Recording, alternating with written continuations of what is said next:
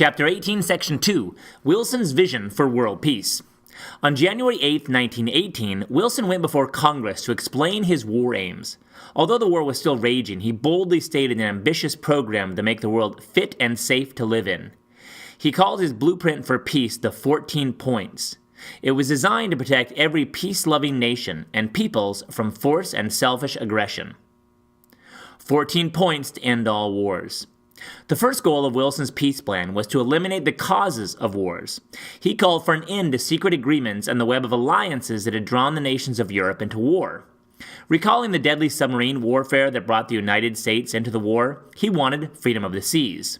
By this, he meant the right of merchant ships to travel freely in international waters in times of peace and war. He also wanted European countries to reduce their armaments or weapons of war, instead of competing to make their military forces bigger and better. A second key goal was to ensure the right of self-determination for ethnic groups so they could control their own political future. With the defeat of the Central Powers, the Austro-Hungarian and Ottoman empires were falling apart.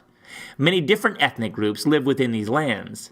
Wilson hoped to see these groups living in newly formed nations under governments of their choosing. For Wilson, the last of his 14 points was the most important. It called for the setting up an international organization called the League of Nations to ensure world peace. Member nations would agree to protect one another's independence and territorial integrity. Under the principle of territorial integrity, nations respect one another's borders and do not try to gain another country's territory by force. Working together, League members would resolve conflicts before these conflicts escalated into wars. Wilson's unusual decisions.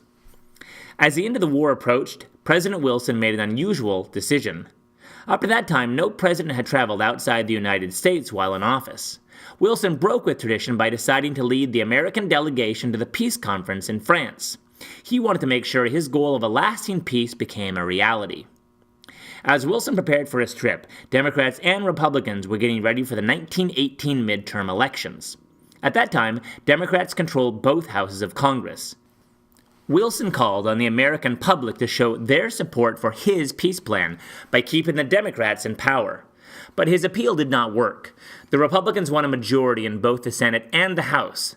The voters' repudiation of Wilson's appeal weakened his position just as he was about to seek support of European leaders for his peace plans.